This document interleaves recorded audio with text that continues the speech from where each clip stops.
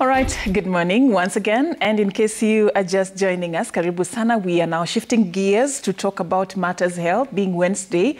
On the health segment this morning, we want to talk about maternal health and looking at the progress we have made in the country, some of the initiatives that have been put in place and how partners are collaborating to be able to address this crisis in the country. In studio this morning, I'm hosting Dr. Helen Kiarie. She's the head of Monitoring and Evaluation Division at the Ministry of Health. Thank you so much for creating time. We also have with us Caroline Wainaina. She's a research officer and a project manager at the African Population and Health Research Center. Karibu sana.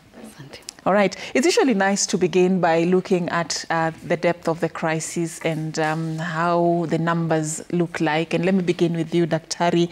Just if you look at the mortality trend in the country, in Kenya, what would you say, where are we at compared to even the neighboring countries? Okay, so thank you very much, Safin, for inviting us to speak about this important issue on maternal health and issues relating to that. So in terms of maternal health, maternal mortality it's a very unfortunate occurrence that is taken very seriously within the facility where it occurs and also within the health system as a whole, because if a mother dies when they are giving care, then I mean it's really one of the issues that we don't want to happen, and we try to arrest as much as possible. And this particular indicator is one of the most critical indicators that is tracked by a health system. So in Kenya right now, the current estimate on maternal mortality, and this is the number of mothers that die within a period out of every 100,000 deliveries, that is how it is defined, is currently estimated as at 355, and this is as per the latest data. This is the Kenya household population census that was done in 2019. So these kind of surveys are the ones that give us estimates like this. So 355 was a drop of about 7 points from 2014 when it was estimated at 362. And this, as you can see, the decline has been extremely slow or very small. So we feel like we are not doing very well. The neighboring countries, Uganda is estimated at about 284 and Tanzania 238. We have a bit of queries on the data. Usually when the source is the population census, the estimate is usually higher than if the source is what is called the demographic health survey, which is the KDHS, which is what would give Tanzania and Uganda the estimates that they have. So currently we are sort of trying to see how we can best get a more accurate estimate, because we think as much as it is still not it is still at that 355. We need to establish the actual estimate, and those mechanisms are already in place. Right. So this is where we are at. Whichever we look at it, it is still higher than what we would want to see. In fact, it should be 0 if you ask me. Yeah? Yeah. Even 1 is not a good number. Yeah, no mother deserves to die while bringing forth life or taking care of a young baby. You know, it should be 0 if you ask me. If we can achieve that, the better. But Caroline, what do you think are some of the factors that are contributing to this persistently high rates of mortality in our country, and even that sluggish drop from 2016 to 2019, just a drop of 4 is not something to write home about. Very true. And I agree with both of you in terms of no mother, no woman should die giving birth. It's quite an unfortunate event. And I'm a mother myself, and so I feel when I hear another mother has died, because a mother, the health of a mother affects the health of a population. You take care of a mother, you've taken care of a generation. And so a mother dying really impacts the population as a whole. And one of the reasons that this is persistent is the health system aspect, where, I mean, women come into a health facility, but the health facility on its own does not have the capacity to handle, for example, complications that may come as a result of the pregnancy or as a result of the childbirth. And in that case, you find then a woman is vulnerable to the risk of dying. Another would be socioeconomic issues that the woman herself goes through. Because you find there are women who, for example, in the remote areas, in the rural areas, access to a health facility is not as easy as it is in an urban area. You find women really struggle in terms of distance to the health facilities, in terms of even financial access.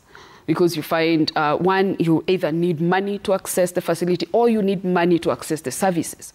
So you find then that also delays women getting to healthcare, women getting the access to the services, which again can complicate whatever issue they might have, leading to delayed response by the healthcare staff.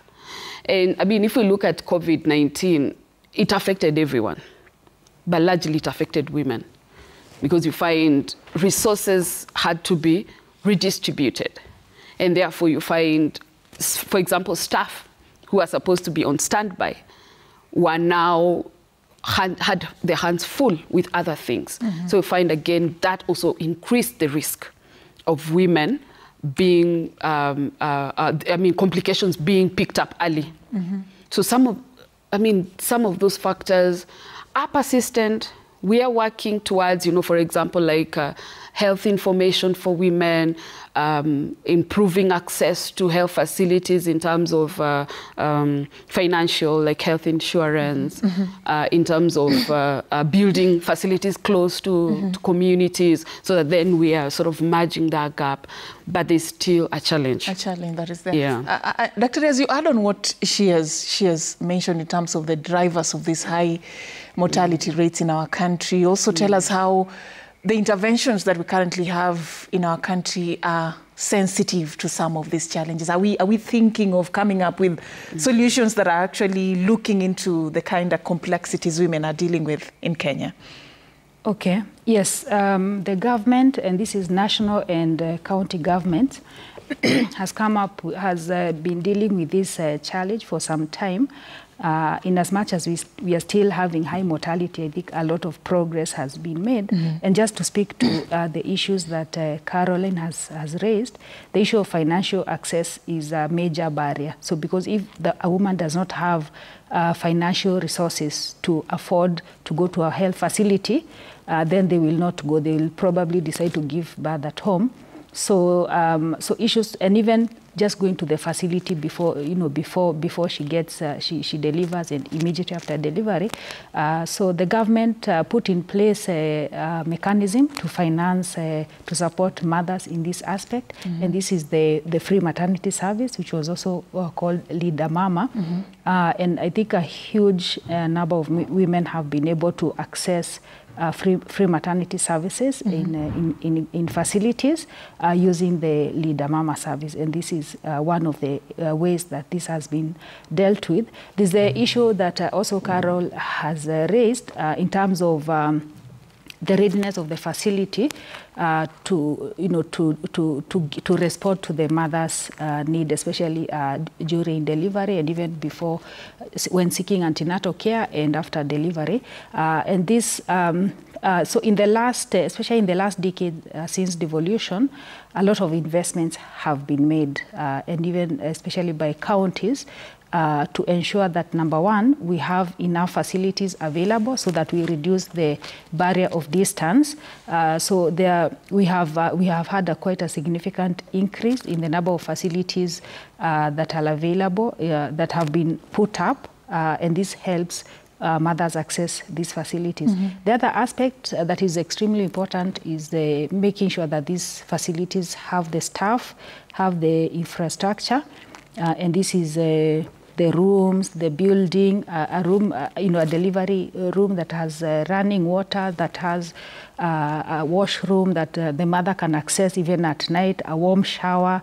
So these are some of the issues that we have really been pushing to have facilities. As much as they are there, they need to have this kind of infrastructure, equipment. This is delivery beds, having oxygen ready, even having enough number of facilities. But are we there yet, Daktari?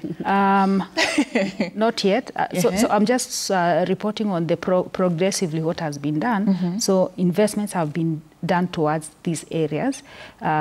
We did an assessment last year, the facility census of all facilities in Kenya to assess some of these issues, and yeah, we are not there yet. We found that about 40% of all our facilities, about 14,000 facilities, both private, public, and those owned by faith-based organizations. Out of these 14,000, only about 40% are able to provide basic maternity services. And out of these, for example, only 27% actually have what it takes to provide this care. So this means that a facility could be offering maternity services, but when you go there, you find that they don't actually have, say, a qualified maybe staff, although this is rare. But even when the staff is there, they are not there in adequate numbers. Right. So for example, enough number of nurses.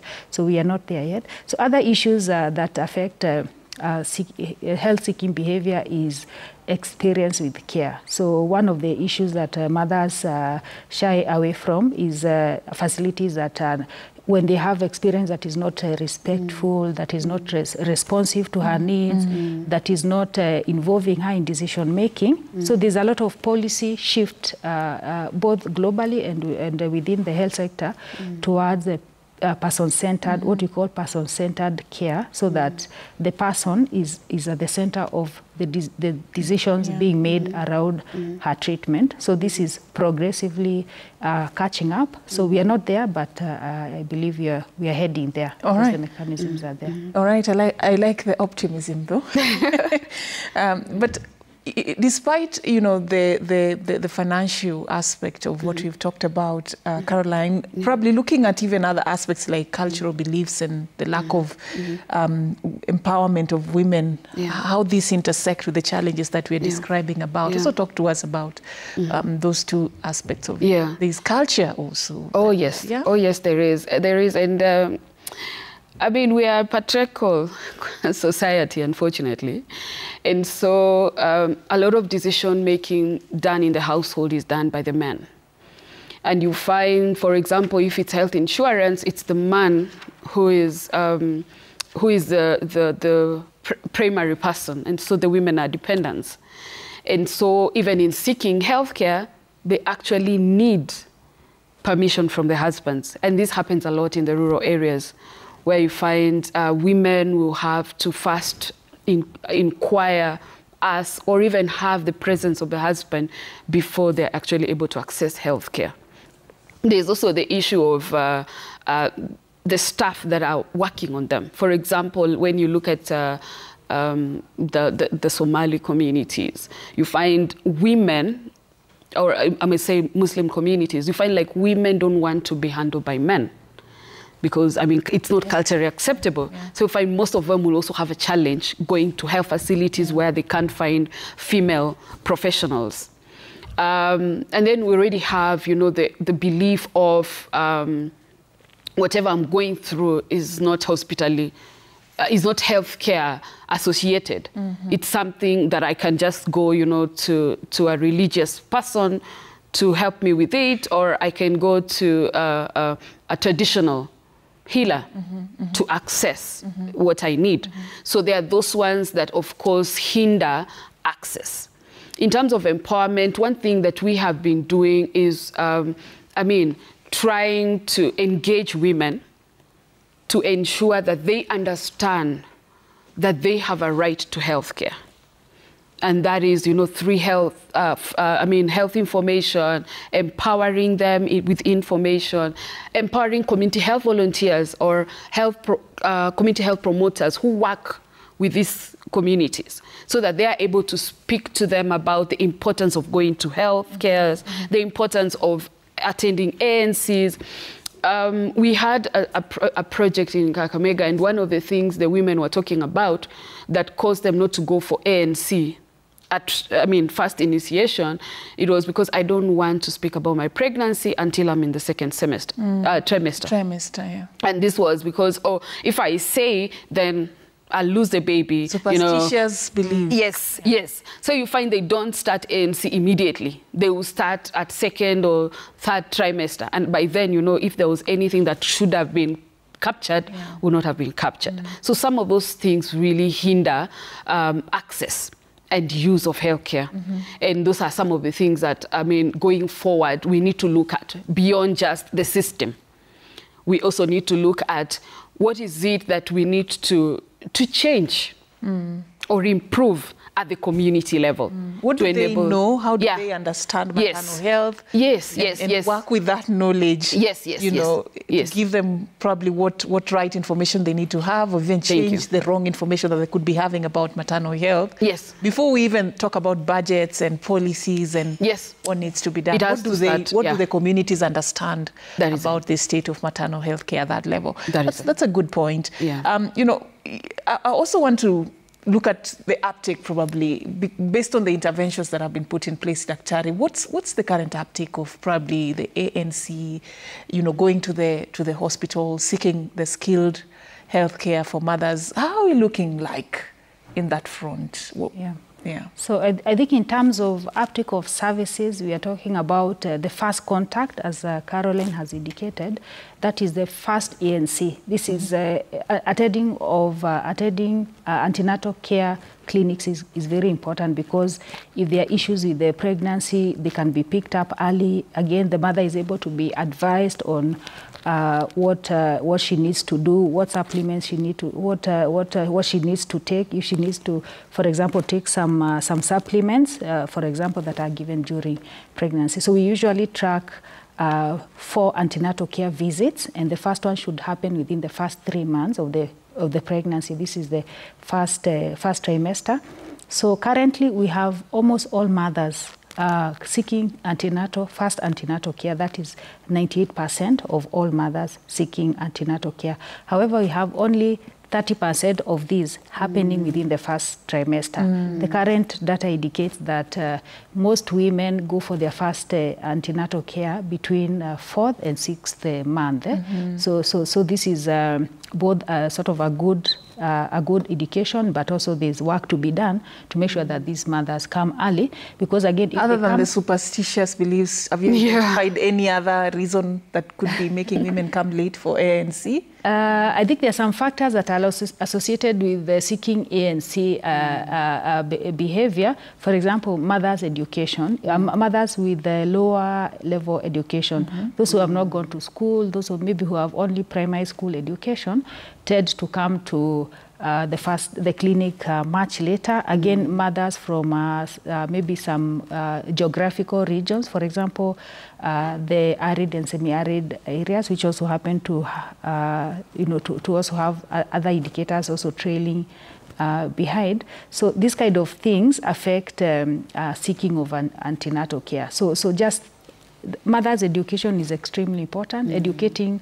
mothers so that they are knowledgeable on seeking care and why it's important. So again, even finance access, how much resources someone has access to affects this, because if someone is going for casual work every day, then when they go to the clinic for an antenatal care, then there's lost income in that aspect. So you find that, again, mothers from higher wealth quintile, what we call higher wealth quintile, or mothers who have access to higher income tend to have a higher number of visits, or they're able to come to the facility much earlier and much more. So again, the fourth visit, the fourth ANC, this we are currently at about 66%. So this is another indicator that we need to work on, but we have improved, because I think 2014 were around 57 or some or thereabouts. In terms of deliveries, because this is really the most important, because we want all mothers to deliver in health institutions where there is a skilled person, either a midwife, a nurse, a doctor, to help the mother deliver and deal with any complication if it happens. So out of all the mothers who deliver in in Kenya, about 9 of every 10 deliver in health facilities. So this is about 89%. So this is a very good indication, and this has increased from about 65% about 10 years ago. So we are headed in the right direction, because when mothers come to deliver in health facilities, then it is possible, for example, if there is a complication, that the health worker will be able to address that. If she needs maybe referral, if she's in a health center, she needs to be referred quickly to a hospital where she needs to do a cesarean section or something of the sort, then there's an ambulance and she can be able to be transferred. So these interventions are possible in a health facility. All right. Something also just out of curiosity, Carol, does mental health have a nexus with maternal health? Are they related in any way? And should we begin to think about how then we infuse mental health into maternal health care? Thank you. That's a very important question you've asked. And she mentioned something about respect for maternity care. And most of the times you find for a woman to experience a mental disorder, it's because of a previous experience. And this could be related to her maternal health care experience, or it could be, for example, something that she encountered at home that could still hinder her from accessing healthcare. Because if you have a bad experience in the hospital, you will definitely not go back either to that facility or to a facility. And that impacts on your mental health. Because remember, it's all about how you respond and cope to normal stresses of life. And therefore, if in that case, this is such a stressful trigger, it will hinder you from accessing that particular service. At home, domestic violence, for example, is one risk factor that actually leads to women getting a lot of stress. Women tend to isolate themselves, low self-esteem, low confidence, decision-making power, and all those things are needed for women to actually take up agency and utilize healthcare. So maternal mental health is very important and a critical component to the healthcare of women. And it needs to be actually taken up. And unfortunately, we don't really see it even at the health facility in terms of the support for the women. Because, we have the continuum of care where we talk about looking at women, caring for women from when they're pregnant all the way to when the child is 1 year old. And you find that after the child is born, women are rarely monitored to find out how are you doing. It's always about how is the child doing. And so you find after, for example, Linda Mama goes up to 3 months. After 3 months, then what happens? And there's postpartum depression. Thank you. All those manner of things. Yes. Yeah? So you find the woman sort of dissociates herself because of all these other factors that are risk factors keeping her away from essential care. Yeah. Yeah. I know you could be having something to add on to that, because we never really think about how mental health is correlated with maternal health as well. Yeah. Even the self-esteem issues that women go through, their bodies change after giving birth. There is a lot that they are going through, going back to work. Just dealing with the work environment and all that. Do we really think about interventions that infuse both mental and the other aspects of maternal health care, Daktari? I think this is an important issue that or it's a new dimension. It's a new dimension that we should be going into. Certainly, there are currently, maybe if there are strategies that are there, they are maybe still at really not very fully implemented. But I think this is a really important issue really prioritize and maybe just come up with some interventions around it to make sure that mothers, get the support they need. Unfortunately, mental health services as a whole is one of the areas that, that is not, has not been prioritized quite a bit in the recent past. But in the recent year, this discussion is picking up, and I expect that it will carry maternal mental health along with it. So, all right. Yeah. So, all right.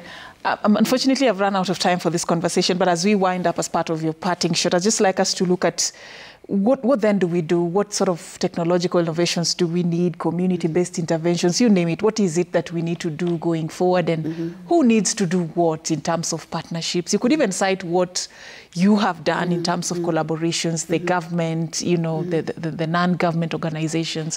What is it that we need, or what has worked that we should sustain as we wind up? Let me begin with you, Carol. All right, thank you. I think Helen said something that was very key, putting the woman at the center of the conversation, meaning that whatever interventions we carry out need to look at the woman as the beneficiary, not in terms of what do we need to do, but what does she want to make her life better, successful, and her to thrive in the world. And some of the key interventions that have been carried out and tried out are mobile-based interventions. Because as we say, the remote areas, a lot of women don't have immediate access to health facilities, but they do have access to community health volunteers, the community health promoters. And so through mobile applications, we've been able to strengthen, capacity build health promoters so they're able to now pass health information to the women. We've been able also to work with the Ministry of Health to strengthen the capacity for the health information system process, and also in terms of, for example, like emergency referrals, because that's another thing that really lacks. You find that, yes, we have everything within the normal conditions, but what about in terms of emergencies? So we've been working with MOH to just try and see, through evidence generation, how can we provide information that they can use to implement programs that are efficient and targeted to the population in need. Dr. Okay, so just picking up on where she has left. So we have been working closely with the APHRC and a project called the Countdown to 2030 project. And one of the areas, for example, we studied a while ago is some of the mothers that are left behind, mothers and children that are left behind. And this is the urban poor.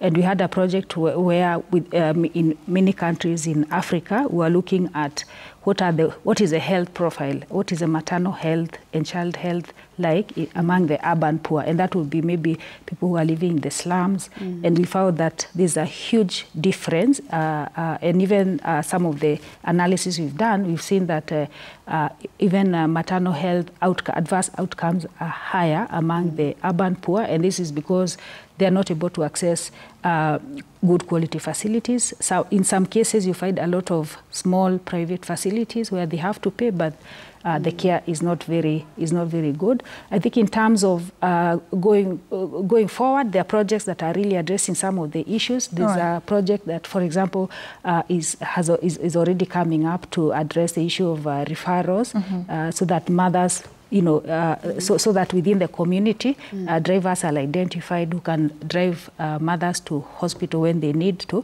And this project is called M-Mama. There's also a lot of focus on primary health care that prioritizes care at the lowest level. And of course, this starts with taking advantage of the community health promoters to make sure that they are providing the services and educating the mothers even within community groups, so that mothers have the right education that they need and they're able to also access funds within their community units in terms of seeking care. Thank you so much. I believe if we had more time, we could continue talking about this. It's a very passionate discussion, especially considering the fact that we all agree that no mother Yeah. No woman needs to die while bringing a child into this world. Very true. That's the most unfair punishment, if you ask me, Yes. that a woman can get. So all needs to be done to ensure that, our mothers don't lose their lives because they've taken that decision to bring a life into this world. Thank you. I was hosting this morning Dr. Helen Kiarie. She's the head of Monitoring and Evaluation Division at the Ministry of Health, and Caroline Wainaina, a research officer and project manager at the African Population and Health Research Center. Thank you, ladies, for creating time, and thank you for watching as well and for interacting with us on Daybreak this morning. Have a lovely day ahead and keep watching Citizen Television. We still have more that we have lined up for you. My name is Safina Chiengoma. Have a lovely day ahead. Okay.